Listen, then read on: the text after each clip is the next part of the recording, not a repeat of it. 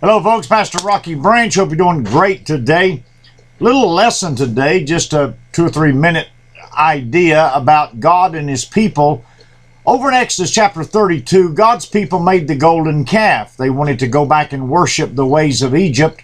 And of course, God was very unhappy with that. And Moses went up before the Lord and he pleaded intercession for the people. And God granted mercy for them. That's the 32nd chapter. In the 34th chapter, Moses goes up to receive the covenant that God makes with Israel.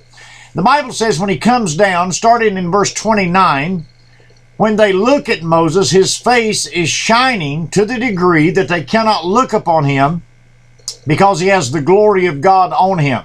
In other words, his appearance is so strong because he's been in the very presence of God that it's overwhelming for people that had not been there to be able to stand and look at him. So the Bible says in this 34th chapter, starting in verse 29 down through verse 35, before Moses addresses the people, they have to put a veil over his face. So when he talks to them, they can look at him, but they cannot look at his face because his face is shining so incredibly because he has been in the presence of God. Very, very, very important story in the Bible. Well, the Apostle Paul talks about this story over in 2 Corinthians chapter 3 and chapter 4. And he talks about how that we are exposed to the world that doesn't know God, and our responsibilities are to shine as the glory of God. And he talks about Moses over here, and he talks about Moses' face shining and how that we are in a lost world. And it's our responsibility to let the lost community see the glory of God and shine for them. But he says something very interesting in the 4th chapter of 2 Corinthians chapter number 4 and verse 3. He said, but if our gospel be hid, it's hid to them that are lost. Now the word hid in that verse is the word veil translated in the Greek New Testament. If our gospel, and the word gospel means good news, if our good news is veiled, if it's covered or veiled or hidden to those that are lost.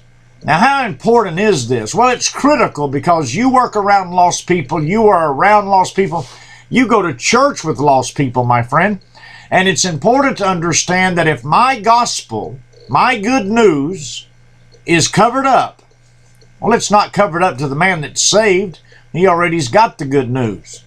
It's covered up to the man that's not saved, that has no hope, because he sees me that is supposed to be saved, not shining the light of the glorious gospel of Jesus Christ. So let me ask you today, are you veiled in the glory of God? Have you covered up the glory of God? Have you overshadowed the glory of God with something else?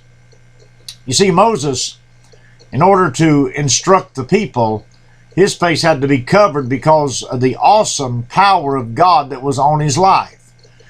Well, the Bible says that when Jesus died, the holies of holies, the veil of the temple had been torn from top to bottom, and the Ark of the Covenant was exposed, and everybody instantly could see in where no one but the priest could go.